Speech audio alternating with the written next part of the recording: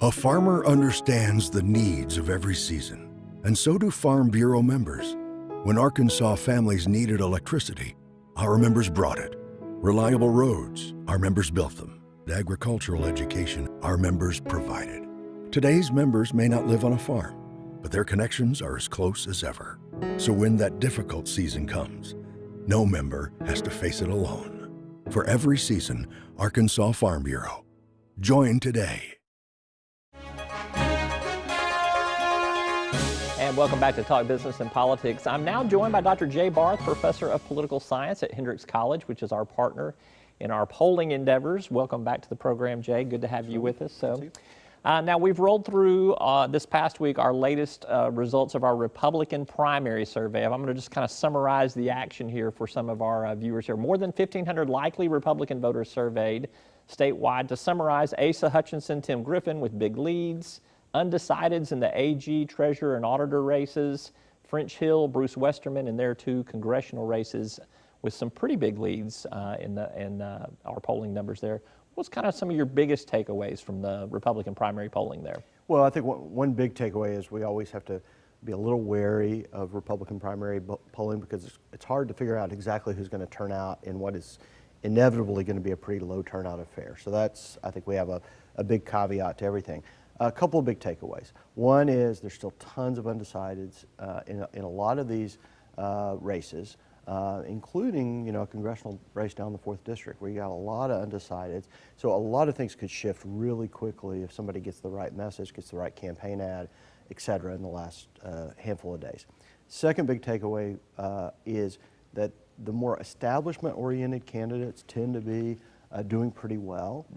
This is not a Tea Party uprising year, that those candidates who are more kind of from the outside tend to be not showing the same kind of resonance in Arkansas, with a possible couple of exceptions. Dennis Milligan in the Treasurer's race has a little bit of a lead over Duncan Baird, who's the more establishment candidate. Very much in the low teens. Yeah, and lots of undecideds there, so we don't know how that's going to play out. And then the AG's race, the Attorney General's race, all candidates there seem to be kind of running more and more to the right. We may be headed towards a runoff there. It may be the only runoff on the statewide ballot and could be a real free-for-all. So that's something to possibly look forward to. All right, I want to get your take on a couple of political ads, too. It's always fun to analyze political ads with you. One of the ads that we picked is not a primary ad, though. It is a general election ad. It's the Tom Cotton versus Mark Pryor race. We've actually got a little bit of the Tom Cotton ad that you think is the best political ad of the season so far. Tell me a little bit about this ad and why you think it's so good. Well, I think it's an effective ad for a couple of reasons. One, Congressman Cotton has kind of gotten a rap of not being somebody who's kind of a natural candidate in terms of interacting with people out on the stump. I think he comes across here as pretty natural and pretty effective in communicating to the camera. So I think that's one important thing about it. I think secondly, it's got some humor to it. It emphasizes the way in which Tom Cotton came into the military at a lower level than he needed to. I think it's also it's got a big gender component to it. It's as I've written, it's a guy's ad made by guys, including it's got a boot at the end that really kind of is a very masculine ad. I think that's a little bit of a danger of this ad, and indeed a later ad that's just come out with his father, which is also pretty masculine.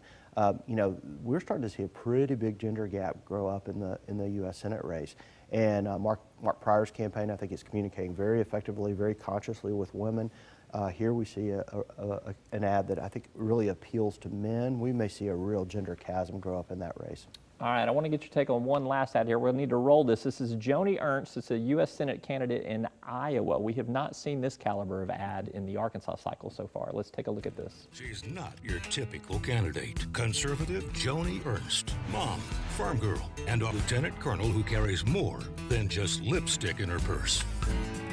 Joni Ernst will take aim at wasteful spending, and once she sets her sights on Obamacare, Joni's gonna unload. Oh, and one more thing. Joni doesn't miss much. Give me a shot. I'm Joni Ernst, and I approve this message. We've got some interesting gender stuff going on there, too.